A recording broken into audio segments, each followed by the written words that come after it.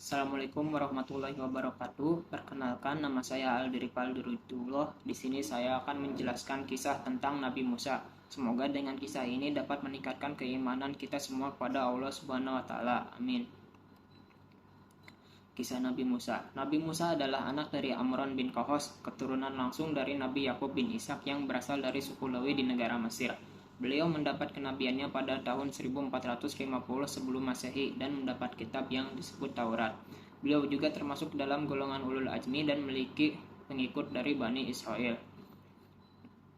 Pada saat kelahirannya, Mesir dipimpin oleh raja yang bernama Fir'aun. Raja Fir'aun membudayakan kekejaman dan kesewenangan sehingga rakyatnya hidup dalam ketakutan, dan parahnya lagi Raja Fir'aun ingin disembah sebagai Tuhan.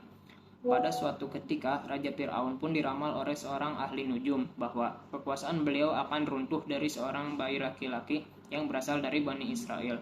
Oleh karena itu, Raja Fir'aun mengeluarkan sebuah peraturan di mana semua bayi laki-laki yang baru lahir akan dibunuh tanpa alasan apapun.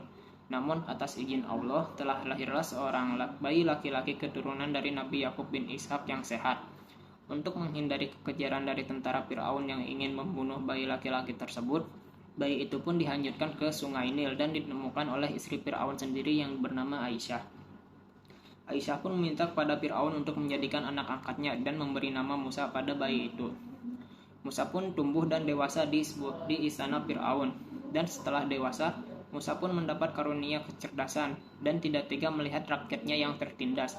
Oleh karena itu, beliau memutuskan untuk meninggalkan istana.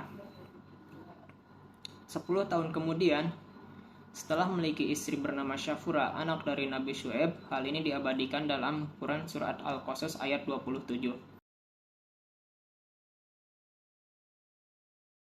Beliau bertekad menemui kembali keluarganya.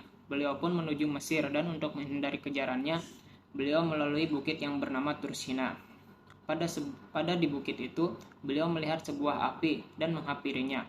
Api itu pun menyerukan bahwa tiada Tuhan selain Allah, dan untuk pertama kalinya beliau menerima wahyu yang bernama Taurat. Kisah ini pun diabadikan dalam Quran Surat Al-Quran At-Toqa ayat 9-14.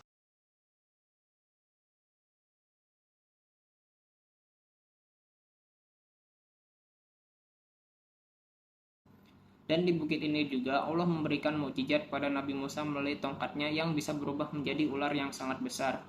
Dan beliau juga bisa menyembuhkan orang yang sakit, sebagaimana kisah ini dikisahkan dalam Quran Surat Al-Qasas ayat 29-32.